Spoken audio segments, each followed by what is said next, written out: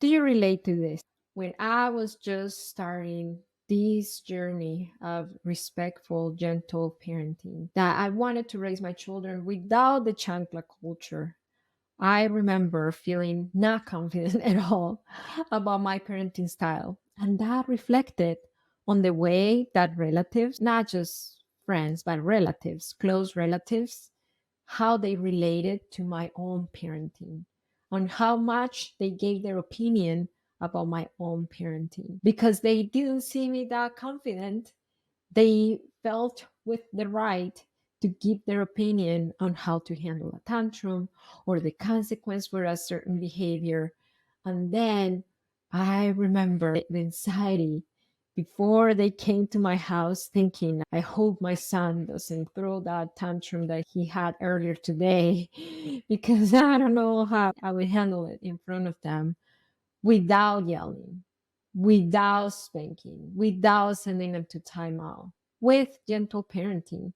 So now, many years until now, I've learned to navigate those really sticky, turbulent waters of parenting my children in front of relatives. I'm going to share with you 3 ways that I hold my ground, that I set expectations, that I set boundaries, that I approach my parenting in front of unsupportive relatives.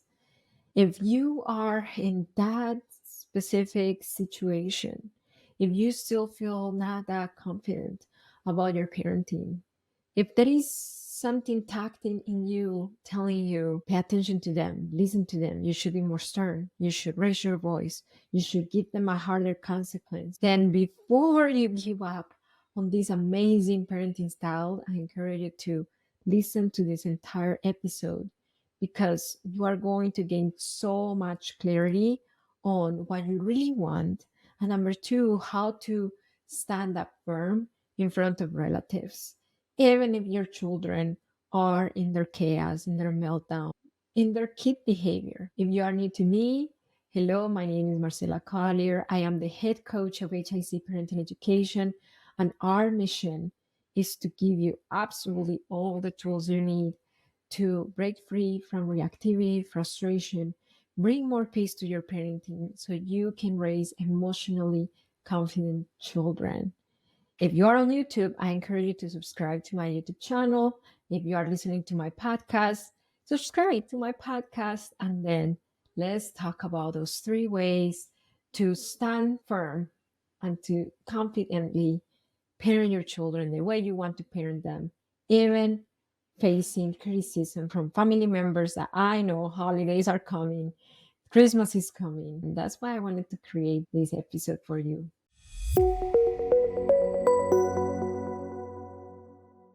Number one, it was impossible for me to set boundaries with my relatives and to feel confident about my parenting if I wasn't a confident person. I grew up with people pleasing tendencies from the way I was raised as a Colombian traditional way of raising kids. That's very highly possible that you grow up trying to please your parents, trying to please your teachers, trying to please others, because when you did not do that, when you went against the grain, then you got punished.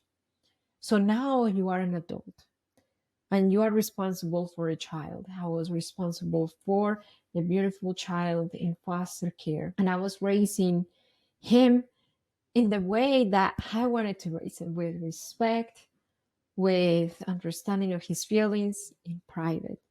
But what happened when my mother-in-law came? What happened when my parents were visiting? Then all of a sudden I started like raising up my tone of voice. I started telling him, or else, if you don't do this, or else. Not because I was truly convicted and convinced and confident that that was the approach, but in reality, it was my people pleasing tendencies because I knew that's what would get the pat on the back from them.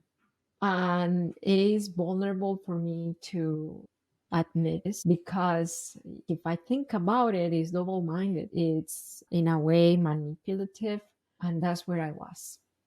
And not because I wanted to be a double minded person with doble moral, but because I was scared. I was scared of disappointing my parents. I was scared of appearing inadequate in front of others. I wanted to look like if I got it. And for them, the signal, the evidence that I got it as a parent, it's if I had my children under my control. Now I know that the only person I can control is my own self. And I was not convinced of that either at that time. It was just my people pleasing tendencies. So the first thing that happened for me to confidently parent my children the way I wanted to parent them, with respect, with understanding, giving them space when they cried, and all those great things, was when, number one, I started gaining confidence on my own self and overcoming my people pleasing tendencies. And I came to a conclusion. You don't stop being a people pleaser when you find the way to not ruffle feathers. It's the opposite. You stop being a people pleaser when you decide to be true to yourself, even if you're ruffling some feathers along the way. So, yes, I started ruffling a lot of feathers and I needed to be okay with it. My question to you is, are you prepared to receive criticism? Are you prepared for people to tell you you're permissive? Are you prepared for your parents or your relatives to tell you that your kids are walking all over you? Because it's not that this parenting style is that way. My children don't walk all over me. They do see it through a different lens. So if they don't see a child blindly obeying an adult, then they're walking all over you. If they see a child voicing their feelings and needs, then they're talking back at you. If they see a child crying, then they're spoiled brat. So are you willing to take the hit for your kids and to be called permissive that the kids are walking all over you, even if it's not true? So that was the first turning point for me to start being okay with those kind of statements because I realized soon that the more I tried to explain to them that gentle parenting is not permissive, let me explain to you, let me tell you the difference, the more closed off they were to listen to me. At least that was my experience. It might be different for you. You might have really open minded relatives who are ready to absorb and listen to you attentively. But in my case, it seemed that the more I explained that to them, the more they found reasons to disagree with me. So it took us nowhere. I stopped trying to explain myself. I stopped trying to convince them. I stopped trying to defend my parenting. And then that takes me to the second thing that I started doing. And it has to do with establishing my priorities. So it was at Thanksgiving. It wasn't that long ago. We were in my aunt's house, and then she has a few dogs. One of my twins, at the time he was 2 or 3, he was very young. And then I was busy with the things in the kitchen. I was cooking. I don't know what I was doing in the kitchen. I don't think I was cooking because I don't usually cook, but I was fixing something in the kitchen. And then I heard my aunt yelling at my son, "Stop being mean with my dog." I mean, she called the dog's name. What was his name? Tony. Yeah, "Stop being mean with Tony, Santi. Stop it." I was like, whoa, I got startled. When I heard Santi, I knew it was with me because he's one of my twins. So I ran to the scene. And this is what happened when it comes to priorities. I felt angry. I felt rage boiling up in my system, ready to snap back at her and defend my kid and tell her, like, it's not okay to yell, all those things. But what happened? Who was the priority there? Me and my feelings? My aunt and her feelings, of my child and his feelings. Well, I chose that the priority at that moment was going to be my son. And when I decided, at that very moment, I decided he is the priority. So, as being the priority, I don't see any benefit of him who is already scared about the yelling, who is already nervous and intimidated, to feel more scared, more intimidated, and more nervous seeing me exchanging back and forth in a heated argument with my aunt. Because she was escalated, I was escalated as well, and nothing good would have came out of it. So what happened? I decided that he was a priority and I set the boundary with her in a very gentle way. I said, "Don't worry, I will handle it." That's all I said. I didn't explain what she should have done. I didn't explain why he did it. Nothing. "Don't worry, I handle it." And then, of course, she came back and said, "But he was hitting the dog and this and that." Then I acknowledge, I understand, and I see that you are very angry about that. "Don't worry, I will correct him.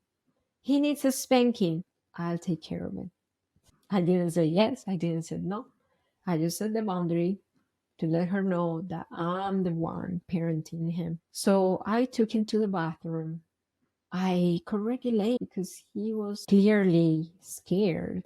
Once he fell back safe with me, then I corrected his behavior in a parenting with understanding way, using the parenting with understanding method that we as HIC parenting coaches work with our clients every single week in coaching.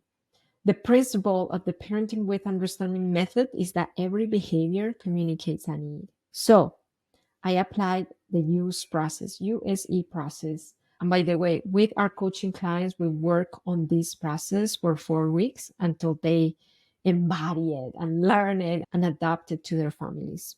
So U is a meeting the need. So I saw that the need was that he wanted connection. He wanted to connect with the dog. He was looking for connection. S, settling down the child. So settling down is that he had a rushed energy and excitement in him to connect with the dog. And the dog was a puppy. So I imagine the puppy riled him up even more. So he was not able to really control his impulses and ended up petting him really harshly. So I worked on settling him down, meaning I calmed him down. The S element of the use process, the use method, is settling our children down. So I co-regulated with him, I settled him down. And then the number three element of this process is educating him. He had a lot of energy. He was trying to pet the dog, but he couldn't control his impulses. So we practiced multiple times on a pillow how to pet the dog kindly.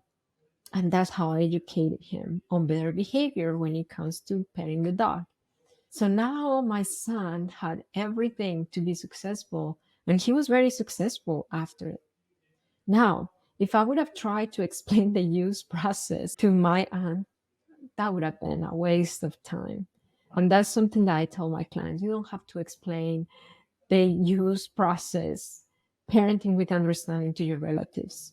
Model it, show it, but when it comes to explaining it, only if they're really, truly, genuinely interested about learning it. So that's how I set up my priorities. Then afterwards, when my kid was not even in the picture, then I addressed my feelings with her and we had a conversation. And it was not so productive, but at least it was not heated and disrespectful. It was respectful conversation. She was still stuck on them. "You should have spanked them." But it was okay. At least she heard how I felt about her yelling at my kid. Way number three is about setting upfront expectations. This one has been a really big one when it comes to the relatives that watch my kids. So my aunt, she doesn't watch my kids. She just happened to be in the Thanksgiving dinner and I was there. But my mother-in-law, rest in peace, she passed away this year. She used to watch him a lot. So what happens?